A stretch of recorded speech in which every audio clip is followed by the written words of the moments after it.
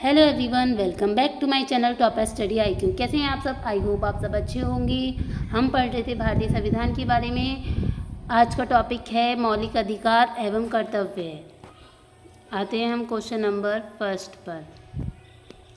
भारतीय संविधान का निम्नलिखित में से कौन सा अनुच्छेद विधिक समता यानी कानून के सामने समानता से संबंधित है? Option A 14, option B 13, option C 17, option D 26। So इसका आंसर है ऑप्शन ए 14।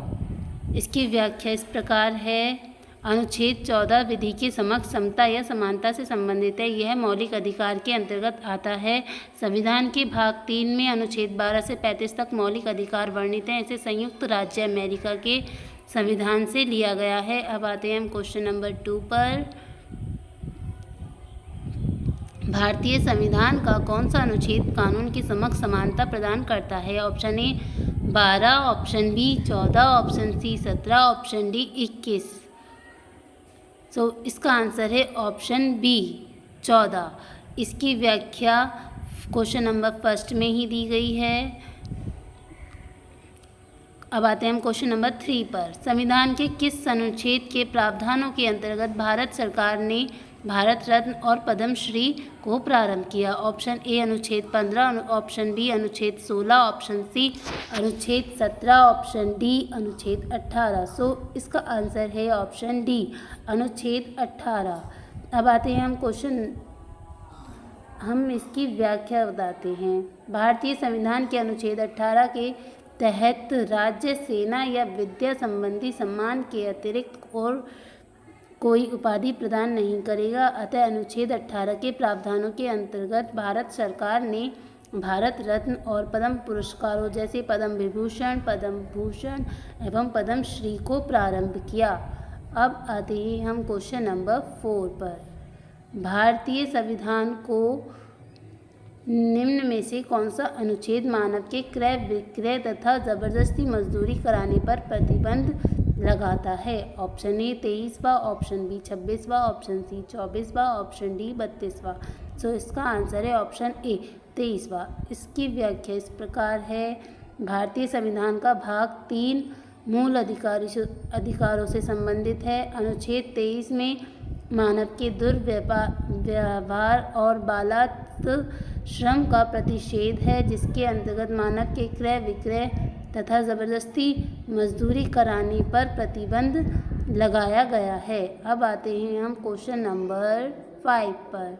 कौन सा मौलिक अधिकार अल्पसंख्यकों के हितों के संरक्षण की बात करता है? ऑप्शन ए शिक्षा का अधिकार, ऑप्शन बी शोषण के विरुद्ध अधिकार, ऑप्शन सी संवैधानिक उपचारों का अधिकार, ऑप्शन डी सांस्कृतिक और शैक्षिक अधिकार। सो इसका आंसर है ऑप्शन डी सांस्कृतिक और शैक्षिक अधिकार।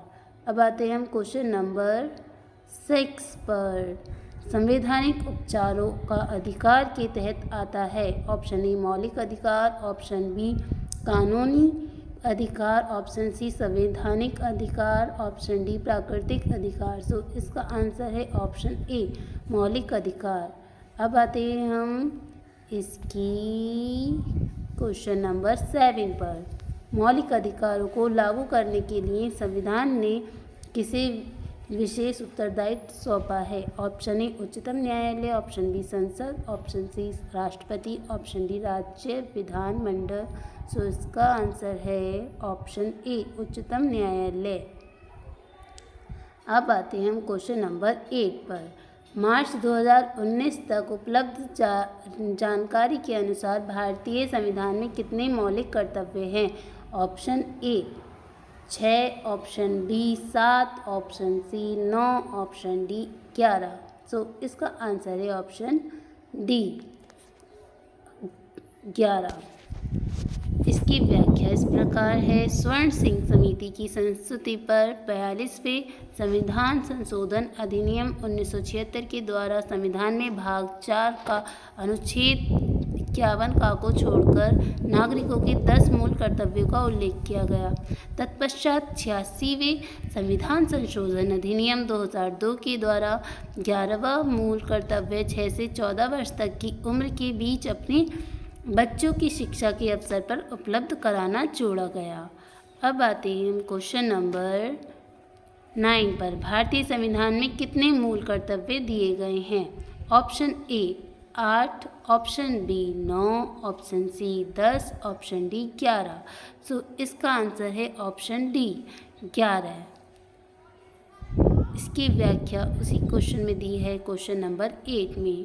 अब आते हैं हम क्वेश्चन नंबर 10 पर। मौलिक कर्तव्यों से संबंधित अनुच्छेद 51A को संविधान में डैश द्वारा शामिल किया गया था। ऑप्शन ए 42वां संशोधन अधिनियम, ऑप्शन बी 41वां संशोधन अधिनियम, ऑप्शन सी 41वां संशोधन, 44वां संशोधन अधिनियम, ऑप्शन डी 45वां संशोधन अधिनियम। इसका आंसर है ऑप्शन ए 42वां संशोधन अधिनियम। इसकी व्याख्या भी क्वेश्चन नंबर 8 में दी गई है।